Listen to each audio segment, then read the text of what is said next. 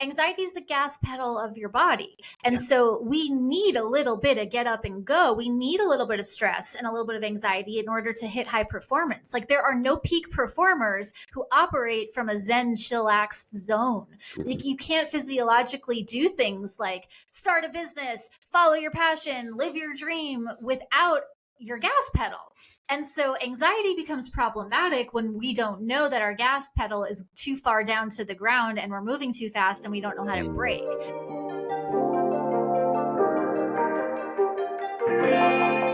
Welcome back to the You Can Too podcast. On today's show, we have Britt Frank. She is a neuropsychotherapist, a keynote speaker, a human behavior and trauma expert, and the author of one of my favorite books of the year, I have to say, The Science of Stuck. Britt, I'm so thankful for your time.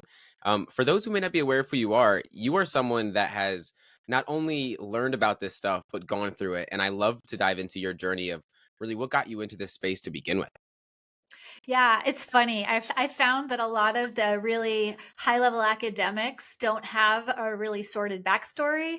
And a lot of people who have amazing motivational things to say may not have the clinical credibility. So Yeah. I found it was really cool to be like, I'm an expert in trauma and I smoked meth and was a hot, disastrous mess of a human being who did really bad things for a really long time. So my thing is I can talk to you from both sides of the couch. And so that's how I came to this work. I worked in advertising. I worked for a clothing company, like for 10 years, just banging my head around the world, trying to figure out who am I and why am I feeling like this? And why do I do these things? And through my own recovery journey, I just got obnoxious about wanting to talk about this stuff all day. So I decided maybe I should pivot out of the corporate world and become a therapist. And so here we are. Yeah, and like I said before, like your book has so many amazing insights that like I feel like there was so many paths that I want to go down, but I'd love to start with like the most basic question that I think so many of us are questioning in our mind is like, why do we get stuck to begin with? It's the question, right? And Yeah. I wrote the book before the pandemic hit, and it came out in 2022 last year. So it's really funny that stuck seems to be a big theme. Yeah. And I called the book The Science of Stuck and not The Science of Trauma, because not everybody identifies with trauma. Plus that word has gotten so trendy and so buzzy, but like we all know what it feels like to be stuck. And so the question, why do we get stuck? And it's really important to me to be responsible as a clinician, as someone who, does public things. I'm not talking about people who are in abusive environments or where there's systemic racism. Like if you are being oppressed, that's not you being stuck. That's you being abused or oppressed. So the stuckness that I'm talking about, all of my work focuses on assuming that you're safe enough, that you have enough food and a safe enough place to live where you have access to choices. If you don't have access to choices, the stuckness stuff that I talk about is not like throw my book away and go find something else, because like my work is useless in those situations. So that's my disclaimer. And so with that, a lot of us get stuck because we don't know how to get unstuck. I wasn't ever taught, I don't know if you were, but I was never taught how my brain worked. I was like, do algebra and memorize like these different things and read these books. But hey, you have a brain and here's how it works was not something I learned. Yeah. So we often get stuck because we don't know how to drive our own brains, which is ridiculous thinking about. It's like, how did we not get taught about feelings and about nervous system reactions and about how our biological stuff works in a way that makes our lives work better? But a lot of times we get stuck because we don't have the right information. And then sometimes we get stuck because we think that stuck is just the way it is. And that's just not how brains brain. The brain can change. We know that. Thank goodness. Yeah. Yeah, I ask that question almost every single day. Why did I learn the Pythagorean theorem 3 times and I don't even know what that is anymore? Like I can't recollect it to begin with, but we didn't learn that our brains are like the neuroplasticity of our brains and how trauma works in the body and all the things that are literally the things that happen in our life that we need to understand to such a degree to really to be able to make a change in our life and to get unstuck in so many different ways. And it seems like we just go through life, so many of us, just like zombies, like just not knowing anything about really anything that's really going to help us move forward in our lives. So for you, what do you feel is, I know you talk about asking what instead of why, and I love this intention because I press this upon clients so much. Why is that so important? Yeah, don't ask why as like And again, there are incredible bodies of work in the Yeah. business world about you have to start with why. You have to know your why. You have to lead with why. And like, that's great if you're launching a business. Like, if you're embarking on some big venture, yes, you need to know your why. But when Mhm. you're stuck with panic or stress or burnout or overwhelm or addiction or depression or whatever the thing is that you're stuck with, you don't start with why when you're stuck personally. Start with why in business. Yes. Start with why personally keeps you stuck. And, I just went surfing for the second time with a group of my friends. And it's like, when the wave is about to break on your head, I'm not going to ask, like, what were the wind conditions and the weather patterns and the, underwater currents that led to this giant. It's like, no, I need to know what are my choices. I can either paddle through, duck under, or Mhm. I'm going to get my ass kicked. And so, it's like, I can figure out wave and weather patterns and how to try, like, asking why questions is great once you're done being tumbled. But when you're stuck, why doesn't get the job done that you need to get done? What are my choices gets the job done? If you want to know why something's happening, that's like a mile 6 question, not a starting gate question. So whys, they matter. They just, why is this wave about to break, in this way is not helpful when I'm about to get nailed. So it's so important not to start with why. Start with what, ask the why later. And by the time you get moving, you might not, I care about the why because I'm an analyst, but like, I found most people don't really care about why. They just want to get moving. They want to feel better. They want to do more. They want to live their best lives. And if your life is working, you may not care about the why at that point. Yeah, it's like we just need to get in movement to then we ask why later on. It's like I think you spoke about this before, but it's like you have a friend that's a marathon runner. She's not asking why like on 2, but it's like 26. Like it's so much later in the marathon. For so many of us, I think it's just like getting like you said earlier, it's like we don't have the information to make the change. So what is the what is the emphasis on what and where does that lead us into? Is it just to lead us into action or what else is there that really is so prominent on the what? Yeah. And again, like, lack of information isn't really the problem. Like, I was a drug addict. It wasn't hard to know, don't do drugs. Drugs are bad for you. Like, don't smoke meth. Don't do that. Like, don't date that same person over and over and over again. That's bad. Like, why we need to make these changes is not the thing. And the internet we're drowning in information. It's Mhm. like, none of that stuff, like, all of this insight, like, without an action is just wishful thinking. So, information doesn't lead to transformation, action does.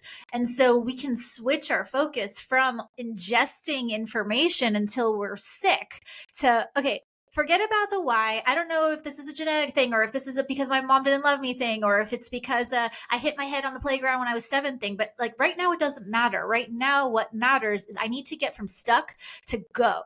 And what happens, especially if you look on social media, everyone is looking at people's finish line. But you don't go from the stuck zone to the end zone. You go from the stuck zone to step 1, to mile 1. And so, we need to ask mile 1 questions, which are not why questions. They're what. The second you say yes to anything, the second you take a step, no matter how small, you're no longer stuck. Like, stuck turns to unstuck the second you say yes to anything. So, like, let's find a way to say yes to something at in any size. Even the most microscopic size step gets you unstuck. And then once you take enough of those micro size steps, then you can take bigger ones. It's like training a muscle. Like, you don't start with running a marathon. You start by walking a mile, and then you build up tolerance, and then you build up endurance, and then you build up strength. And making big life changes is the same thing.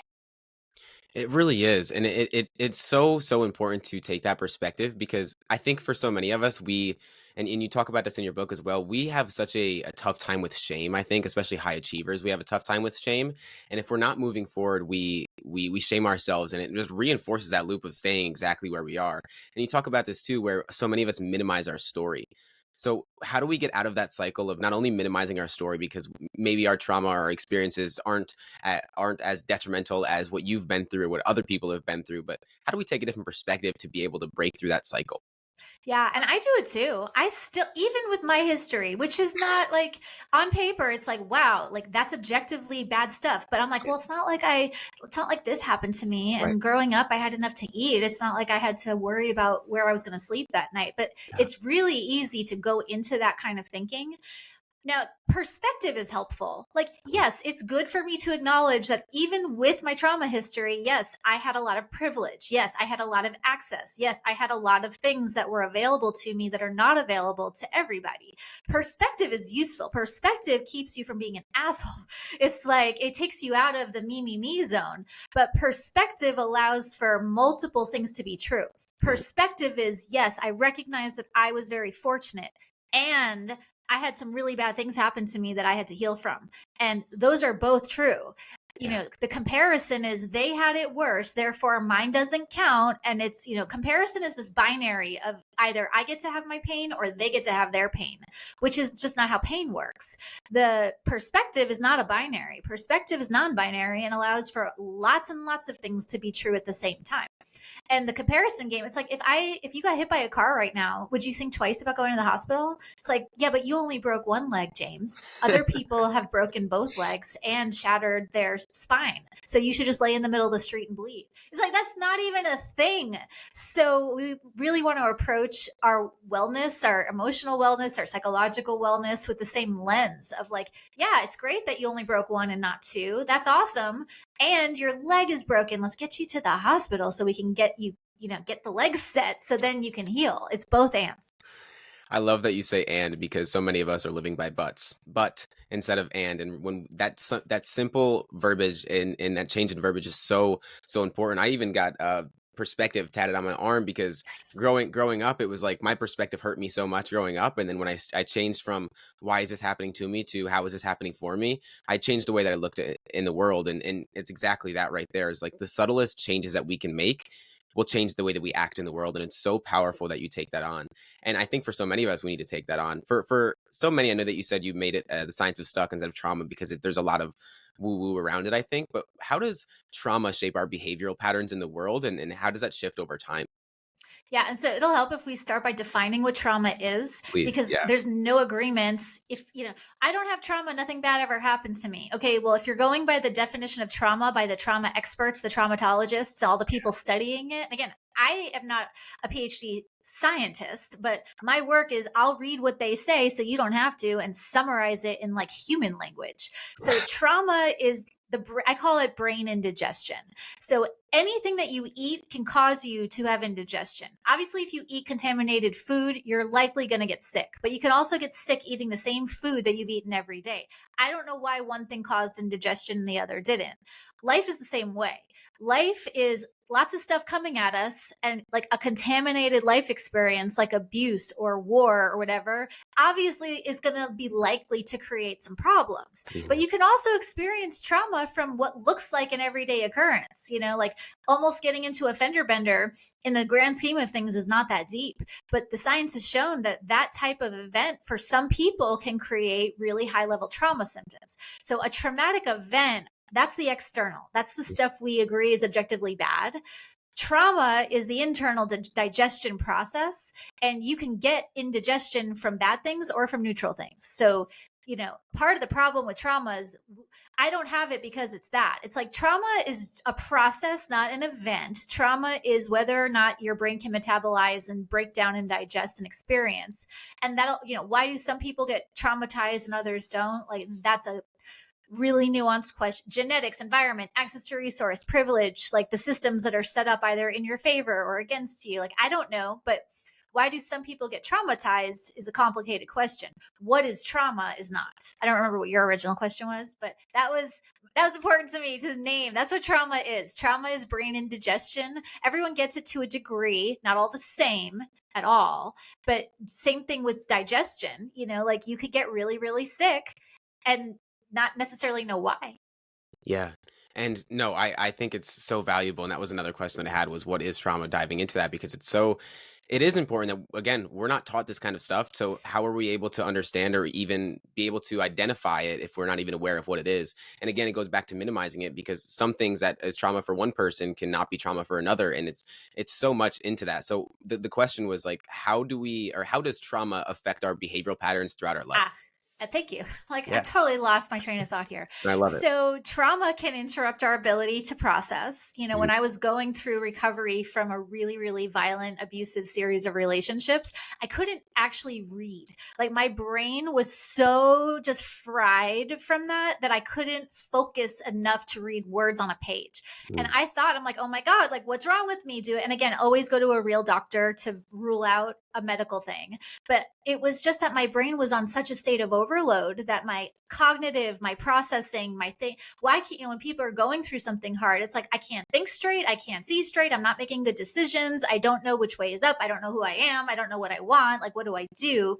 Because that's what trauma does to our brains. It takes all of the logic available to us and sort of takes that offline. And then we're left with the automatic functions of our brain, which is largely fight, flight, and freeze. And when you're in fight, flight, or freeze, you're not going to be able to think your way out of it. And you're not going to be able to logic your way out of it. So trauma creates a really intense state of reacting to life instead of responding. Like, we want to live our lives in the driver's seat where we're making choices, not in the state of reactivity where we're constantly ducking. And so trauma really interrupts our ability. I always say the opposite of trauma is choice, because if we had a choice, we would have chosen not to be traumatized. And trauma is never the fault of the person who is sustaining it. Yeah. And so we want to get back to our choice power, because that's what trauma ultimately robs us of, is the ability to respond rather than default to behavior. Yeah, it seems as though the more that I dive into this kind of space is that trauma happens so much more in the body than we give it credit to. Like, we think it's just something that happens in our mind. It's just something that just happens, but it lives in our body for years on end. How do we really be able to gain the awareness of whether it is trauma for us and then how it plays out in our life, whether it's in our nervous system? Or because I feel so many of us, especially now, is our nervous system is all out of whack, and so many people don't even know where to get started and how to fix that. Yeah, I always start with, don't worry about whether or not it should count as trauma. Like, toss the word trauma out the window. And again, that's not to minimize or invalidate trauma survivors.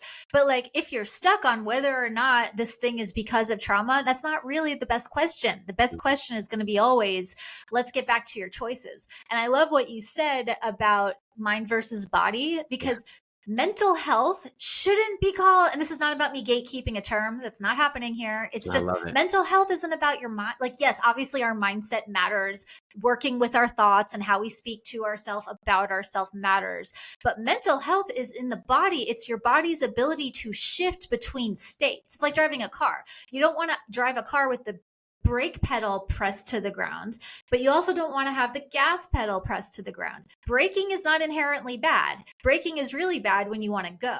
The gas pedal is not inherently bad. The gas pedal is very bad when you want to stop. And our nervous systems have a gas pedal and a brake pedal, not mindset.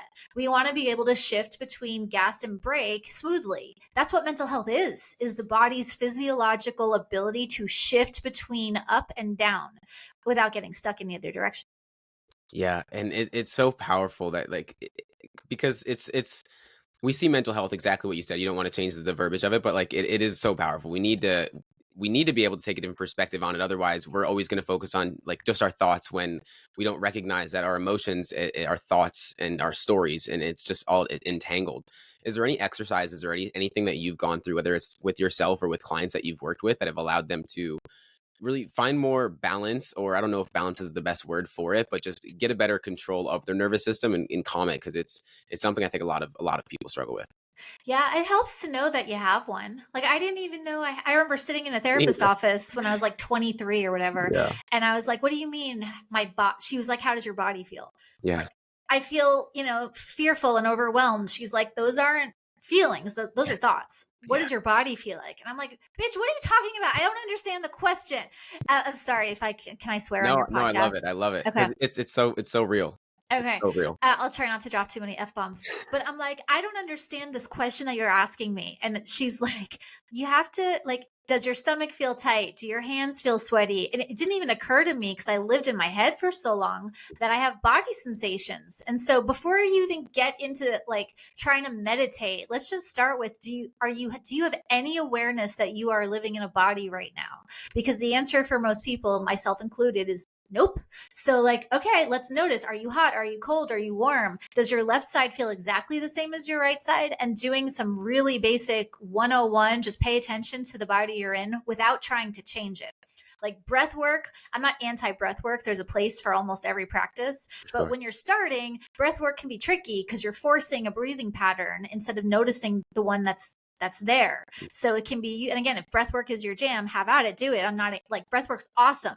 But when you've lived in your head for so long, trying to force breath can be really, really disruptive. I would get panic when I would try to force breathing, like up for 4, hold for 4, down for 4. I would start hyperventilating. Yeah. And so I needed to just start with, what's my body doing? Just notice it. And then we can start using tools to make changes. But noticing your body sensations is a great first step. And if you can't, that's fine. Like, I notice nothing is a thing. And then all of the tools really stem from awareness that you're not a floating mind. You know, like we live in these flesh and bone and meat things that we need to drive in order for our lives to work. Yeah, and I love the analogies that you use because the brake and the gas, it's like it's so important to you do break it down in such an amazing way because these concepts are really hard to take in to understand. I think we don't learn it to begin with, but then when we try to learn it and we have no basis of where to start of what really anything is, like the nervous system had no idea what that was when I first jumped into this space, and how our gut and our brain are interconnected and how they're so it's so important to take this kind of stuff in. In your book, you talk about the 4 Ps, the perks of self-sabotage and really how we get in our own way. I'd love for you to dive with those in because at least from what I've been able to understand about self-sabotage, it's really self-preservation. And Yeah. there's so much that we get from it. But I think for so many of us, we just want to get unstuck and we want to break past and we don't understand that there's a reason that this is happening. So do you mind breaking those down? Yeah. And so not just with self sabotage or what we Yeah, of call self sabotage, course. but any symptom we don't like, Yeah. anxiety or depression. And again, I'm not minimizing the severity of the symptoms or the Mm, need to apply multiple things to help it. But if you're looking at the function of symptoms or behaviors, they're almost always self protective. And so the 4 Ps, it's like, what do symptoms do? They protect you from danger. Whether you think you should be in danger or not is not really your call. mhm. The other one is promotes connection. You know, when we're under stress, it's a lot easier to bond. Like the expression misery loves company is not altogether untrue because we can really bond quickly over our discomfort and our unhappiness. Like one of the strangest things I experienced in my recovery was that the happier I got, the less I had friends. And so like suddenly I'm like, where did all my people go? Because not everyone, but the people I was surrounded with were not invested in the healthy, happy version of me. They were invested in me being what I always was. And so it can be really disruptive to your sense of connection and belonging to make any changes, even positive changes. I don't remember what the other 2 Ps are. It's protects us from danger, promotes connection, and there are 2 other like P words that basically mean to in some way preserve our life. And our brains are not wired for health. They're wired for survival. They're not wired for happiness. They're wired for survival. And again, that doesn't mean that we have to stay there, but it's helpful to know that our symptoms are not these demons attacking us. Our brain's doing what brains are supposed to do. So if you want to change how your brain is operating, you need to learn how to drive it. I keep saying that because it's so true. It is so true. It is so true. And taking that into perspective is like it's so powerful because it's going to change the way that you perceive the way that you're acting in the world. And if we have again coming from like a place of shame instead of coming from a place of love and acceptance, like that's the only way that we're going to be able to move forward. If we always come from a place of shame, it's going to reinforce that cycle no matter how much we want to change. And I think that's something that a lot of people deal with. You talk about anxiety in your book as well, and I love this topic because just like you said earlier, like going to breathing is just not going to work for some people. I know it hasn't for me. Like going on walks allows me to really like clear things out instead of doing the box breathing method because it's a lot when you're trying to slow things down but you're not understanding what's going on. And you say anxiety doesn't need to be fixed, it needs to be understood. Anxiety is a superpower. Without it, we stay stuck. Yeah. Dive into that because I love Yeah. that. And the other P is points towards problems. Sorry, my brain's like, how did you? I wrote that book like almost 4 years ago. So I'm like, Yeah. what was the other P? Points towards a problem. And Yeah. that's what anxiety, again, if you think of anxiety not as this demon or monster that's out to attack you, Yeah. anxiety is the gas pedal of your body. And Yeah. so we need a little bit of get up and go. We need a little bit of stress and a little bit of anxiety in order to hit high performance. Like there are no peak performers who operate from a Zen chillaxed zone. Like you can't can't physiologically do things like start a business, follow your passion, live your dream without your gas pedal. And so anxiety becomes problematic when we don't know that our gas pedal is too far down to the ground and we're moving too fast and we don't know how to brake. That's when it's problematic. But like having a gas pedal is a superpower. Otherwise, your car doesn't go anywhere. And so without anxiety, without the gas pedal of the brain, we don't go anywhere. We don't do anything. And life gets really boring and really crappy really fast. And so again, the problem isn't the anxiety. The problem is we don't know how to shift between the gas pedal and the brake pedal. So it's a shifting problem, not a gas pedal problem. Yeah, anxiety, I mean, like biologically, so long ago, anxiety, there's a reason for it, right? But nowadays, with our phones and with everything that's going on, the instant dopamine and all the things that we get, it becomes something that is it's always on go. You're always on go. For those out there, and I think again, like you said, a lot of high achievers, we need the anxiety. Pressure creates diamonds, all of that kind of perspective. But how do we find a better balance? And I hate to use the word balance because I really don't believe in balance. Yeah, I don't either. But Shifting is the word I go to. How do we yeah. shift? Yeah, and I like that perspective because we need to shift and we have to be able to, I guess the question is like, how do you get more in touch with your intuition to be able to know when to shift, when going is too much and you need to take a break? Do you know how to drive a stick shift? Have you ever driven I a... don't. I actually don't. Okay. I can't do it for shit either, but I've tried and I Yeah. understand the principles, right? Okay. In a car with a stick shift, it's like you can't just brake and stop. If you're going 90 miles an hour in fifth gear, you have to shift down before you can get to first gear. So like if I'm in my car and I'm going 80, I can pump the brakes and get down to 20. If I'm in a stick shift and I try to shift from fifth to first, my car is going to like explode. Not really, but like it's going to be really bad for the car.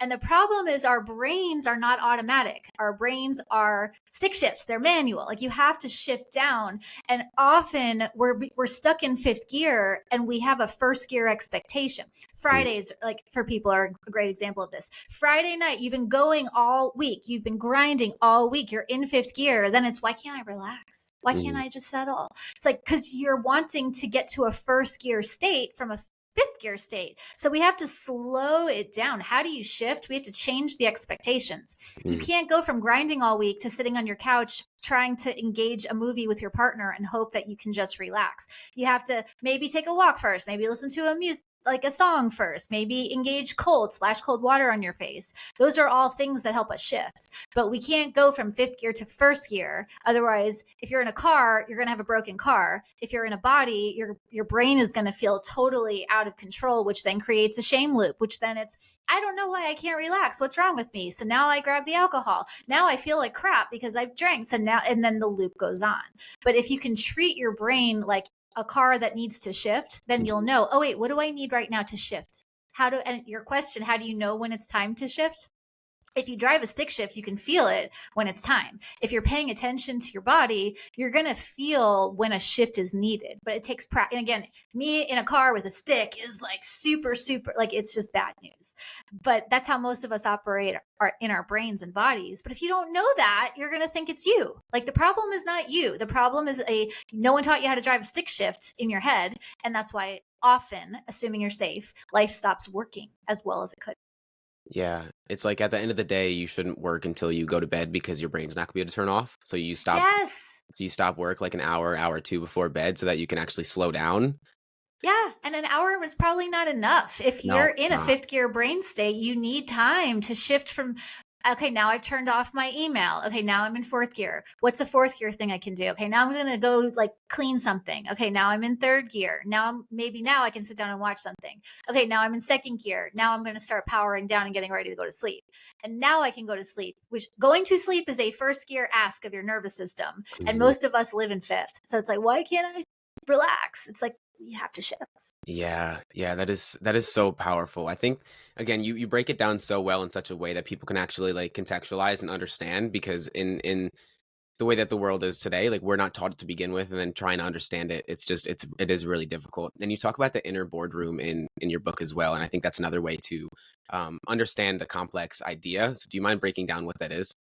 Yeah, I'm really big. Like, if I had to like sum up all my stuff in like one quick little thing, it's your Yeah. brain is on your side. Like Mm. all of these parts of yourself that you think are bad or terrible. And I'm not saying all behavior is good. Like obviously I was a drug addict. Like, yes, I get that there are behaviors that annihilate our sense of well-being and all of that. But if you think of your head, I use like the metaphor of a boardroom, or Mhm. you can use the metaphor of a locker room. Like, this is your team, all of the parts of yourself, the parts of you that know how to show up at work, the parts of you that lie or that don't care about other people, the parts of you that are selfish, the parts of you that are giving, the parts of you that are really awesome people, the parts of you that are really shitty people. We need all of them. And if you're thinking of it like a locker room, a good coach, a skillful coach knows how to put people in roles that are best suited for them. And Mhm. so it's not that my addict parts are bad. It's just that I need to give them a different job to do, because the skill set required to be an addict, lying, manipulating, like always being like on the lookout for things, that's a great skill set to transfer to other things. You know, being a therapist, I am not lying and manipulating and on the lookout for, getting in trouble, but I can really quickly spot your body shifting. I can very quickly spot your eyes darting around, which then gives me cues that I can then use to give you information. And so your inner boardroom, assume that they're all good. And if life's not working or you hear them screaming at you, it's because we need to give them a different job to do. But like, Mhm. imagine if all the voices in your head could get along. Like, they can. It's a practice and a process. But like, imagine not like, I still have my inner, like when you asked me about the 4 Ps and I'm like, Yeah. what the hell are they? I could hear one of the members of my inner boardroom going, oh my God, now everyone's going to think that you use Chat GPT, which wasn't even a thing then, to No. write the book. And I didn't. And what's the other P? I don't know. But like, I can still carry on a conversation with you, Yeah. even here. Like, I'm not listening to that voice, is not directing my life. It's like, hey, thanks for your input. Thank you for your feedback. I've got it from here. So like, if you're in the driver's seat, if you're the boss, if you're the coach, if you're the CEO, then you can listen to the opinions of all the board members, but not be driven by them. Mm. That is so powerful. I think a lot of people are going through life thinking that that's them. Yeah. That voice is them, and we're not able to give space and be able to be the observer of that. How have you been able to, or at least with your clients or with yourself even, to be able to assign different things instead of seeing it as good or bad, but seeing it as this is just a part of who I am, and then reassigning it to a different part to actually serve you instead of really suppress everything that you could be.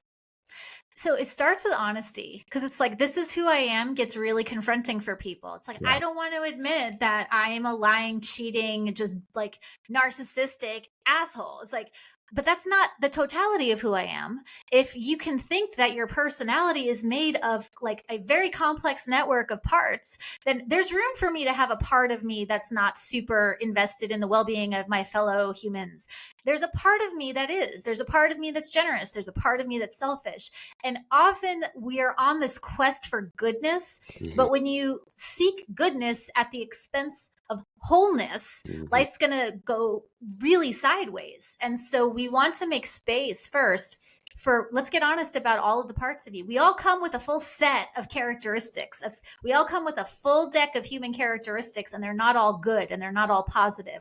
So instead of like, oh my God, how could this be? Okay, like, yeah, there's a part of you that thinks really bad thoughts. Great. It doesn't mean you have to listen to them. It just means that that part is part of you. So I like to use the internal family systems model, because it's just a real, Dr. Dick Schwartz came up with it. And it's just such a great framework. And there's a process and a method for getting to know all of these different parts, the characters in your head, and learning how to help them all get along with each other. Like, it's not the only way, but that's the way I use. Yeah, that's really powerful as well. And like just I keep going back to this, but like knowing that this stuff is even something that's going on is so important because man, I mean, I'll talk to family members even that are much older than me that have no idea what I even do or to even dive into this kind of stuff. And so trying to break it down into a way to make it like tangible and digestible is like you like to say is so difficult, but you do it in such an amazing way.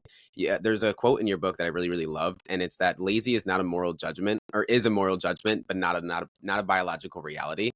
I think Yeah. that's so important, and we talk about this, like, the stories that we have, and if we're not able to be aware of our stories and be able to detach ourselves from our stories, we live a life that is just so much less than it could have been. Can you break that down and how that works in people's lives?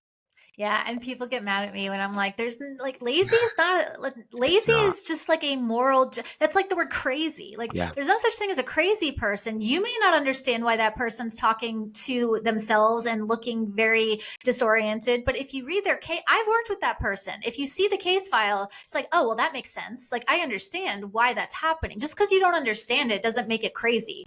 And just because you don't know the physiology doesn't mean that you're lazy. I also am not co-signing on sitting on the couch doing nothing. Like if you're saying that lazy's, not a thing, are you just telling people it's okay to lay on the couch all day? I'm like, no, I'm saying that lazy is a physiological state. It's not a personality trait. I'm just such a lazy person. Like that's not how brains brain. Like we know neuroplasticity, your brain is not in like this one thing where this is who you are. Lazy is a state where your nervous system is locked down and freeze. It's where your brake pedal is stuck to the floor. Again, it doesn't mean that you have to stay there, but it's helpful to know that what we call lazy is a physiological state. It's not a personality trait.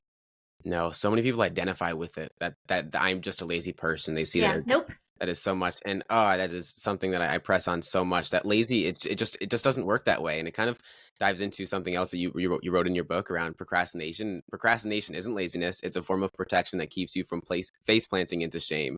Yeah. Something that I've realized is that most of where people procrastinate is because of fear, and, like, usually, like, there's, like, 3 core fears. It's fear of success, fear of rejection, and fear of failure. But from your experience, what do you feel has been the core root of why people procrastinate?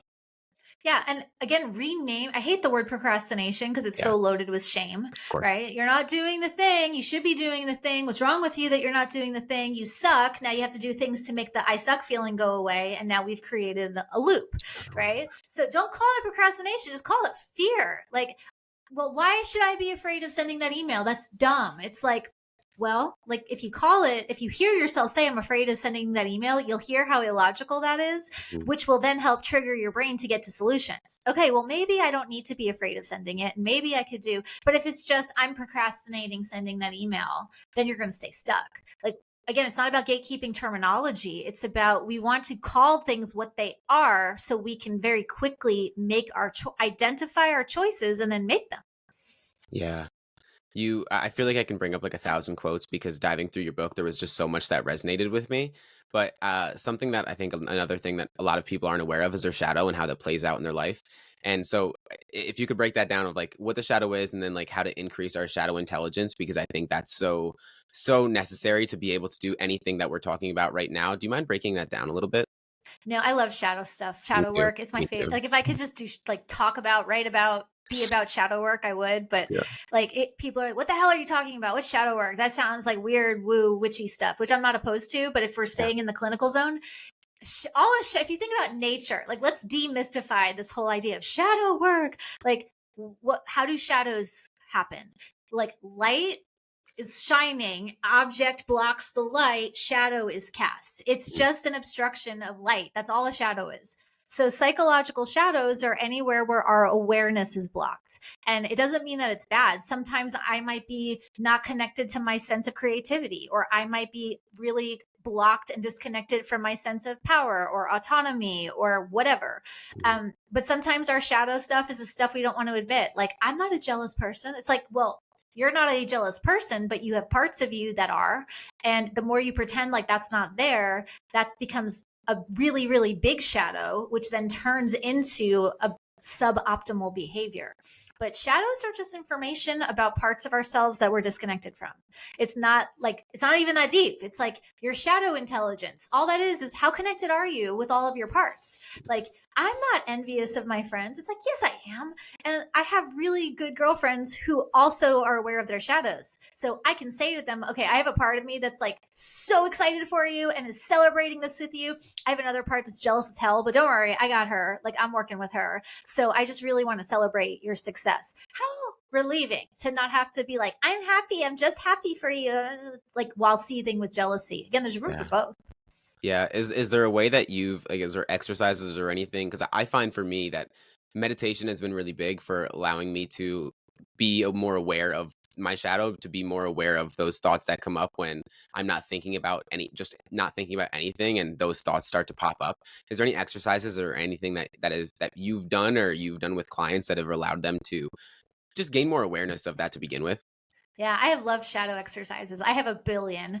So the ones that I'll share that I think will be the easiest to implement, make a list of the top 10 people, whether fictional, they don't have to be real. They can Mhm. be movie characters, they can be people that you don't know, they can be celebrities, it doesn't matter. Make a list of the top 10 humans that trigger you. That like Mm. get a rise at it. Like, oh, I gotta just hate that person. Oh my God. That person just drives me like, oh, I just can't stand like make a list of those 10 people. Yeah. And then in like on one side, that's the list. And then write down what are the characteristics about them that bother you so much. Mhm. And there's a list of your shadow. That's a shadow inventory. Now, if you're talking about someone like, I'm going to go super extreme, like a megalomaniacal dictator who created like a genocidal situation, Yeah. I'm not talking about that kind of a person. Obviously, we can all get on board with like genocide is bad, mass murder is bad, like Yeah. systemic oppression is bad. I'm talking about like there's a movie character who's like neutral, who's not actually causing a lot of harm, but for some reason that person just really, or the person that annoys you at work. I'm Mhm. talking about like low level stuff. That's your list. That's your shadow inventory. And then if you want to be really brave, the best place to sort of hunt around for your shadows is in your browser history. Like, Mm. where do you go when you're just unconsciously like noodling around the internet? And notice the patterns. Like, what types of sites do you go to? What types of content do you consume? You know, if you, for people that are problematically, in their opinion, using pornography, this is not a conversation about whether porn is good. I'm just saying, for people that are concerned by their use of pornography, noticing what kind of porn they go to is going to give you information about disconnected parts of your psyche. And Mm. that's an interesting shadow exercise too. Yeah. That one's a little harder. You may want to have help with that one. Yeah. Well, you say it in your book too, like understanding yourself is a key to breaking bad habits. And all of like really all of this is just a lot of emotional intelligence and building your resilience and just understanding more of yourself. And I think that's something that is not pressed upon enough is building your relationship with yourself even more so. And throughout your work, and how have you been able to, or how has your relationship with yourself even shifted from the start of your journey of like you talk about in such a way to now where you're at, where you're helping people with things that you once went through? Hmm. So is the question, how's my relationship with myself, or how did I get this relationship with myself? Yeah, I mean, really both. Like how has it Okay. shifted, and then how is it? Yeah. Well, it sucked. Like the process, it wasn't like I woke up one day and was like, I like myself. Like I had perpetual, like generational patterns of loathing and shame, and I hate myself, and I'm worthless, and who would love, like all that stuff. Yeah. It's a practice. It's like building a muscle. And it was a lot of trial and error and a lot of making really bad choices. And I tried like the extreme versions of a lot of different things. And the science of stuck and my work now is really my show and tell. I'm like, okay, I went out and tried lots of things. This is not the only way, and this is not the best way, but this is the stuff that I think is the most useful. Give it a shot. Maybe it'll be useful for you too. And again, not every tool is appropriate for every person in every situation, but that's what's great about a toolbox is like if one doesn't work, grab another one. And so, I mean, I don't have a perfect relationship with myself. I don't think anyone does. I can tell you, I don't fear my mind anymore like I used to. Doesn't mean I don't get panicked, doesn't mean I don't get anxious, but I'm not like, oh my God, what am I going to find when I go inside my head? That's not a thing anymore.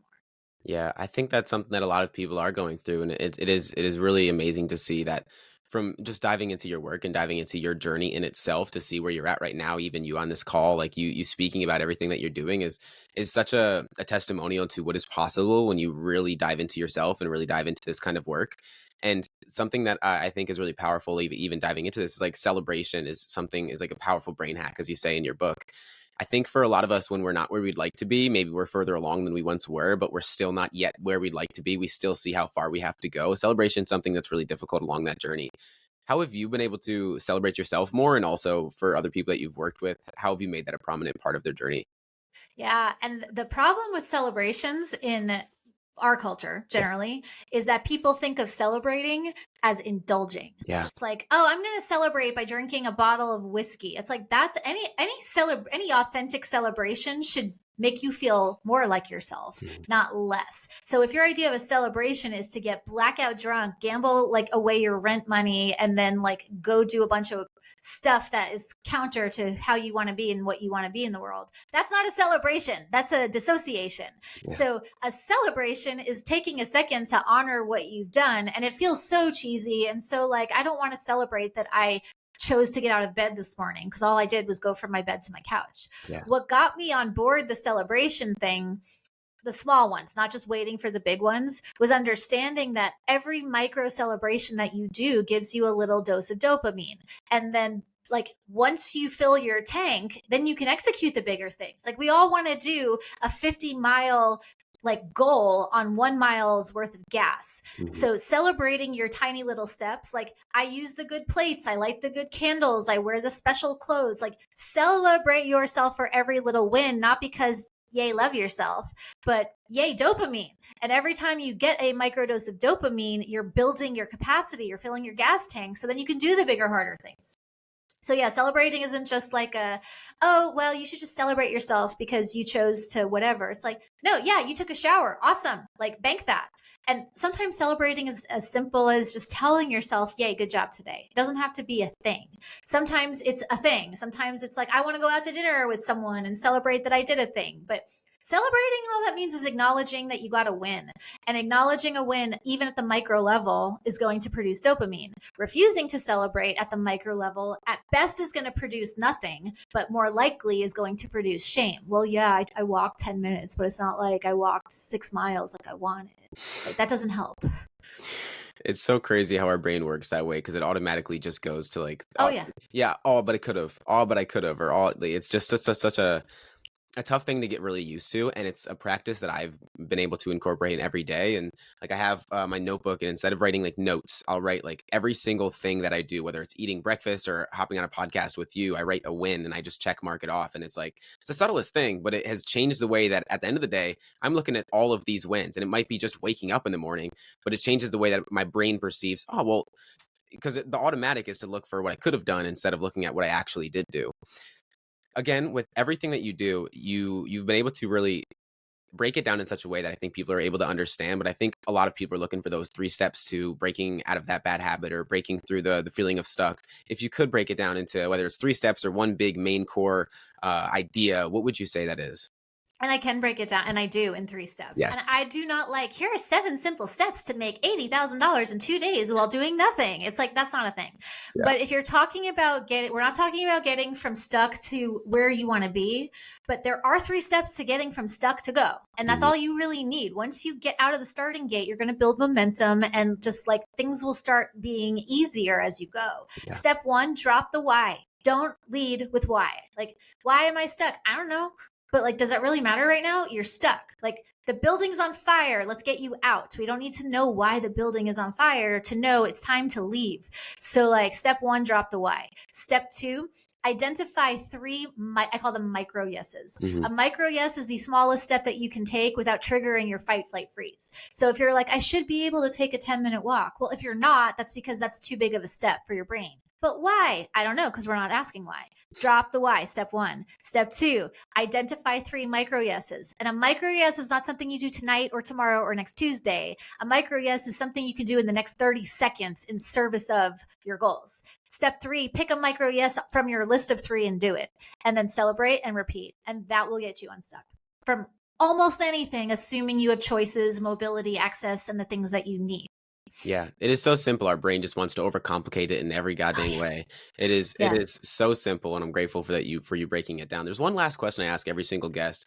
A lot of what I've been able to realize is that I think so much of life is unlearning rather than learning. Like you said earlier, it's like we want the book, we want the podcast, we want this outside of us to solve what's really going on, but we need to unlearn so much that allows us to step into that next level. So my question for you is, what belief are you currently unlearning? Currently, eek. Oh, wow. Like, I mean, the answer's a lot, but I'm like, oh, which one am I willing to share? Yeah. The belief that I am currently unlearning is that I can't sing without panicking. Like singing in front of people is the most vulnerable thing I can think of. Like it's more Mhm. vulnerable than like intimate acts to me. Singing is Yeah, like the most cringy ick. So I'm currently unlearning that it's safe to sing in front of the other humans without like collapsing in a pile of shame. that is really And no, powerful. I will not sing for you. Britt, thank you so much for your time. All of your links and everything will be in the show notes. Can't express my gratitude enough for all the value and everything that you're putting into the world. Thank you so much. Thanks.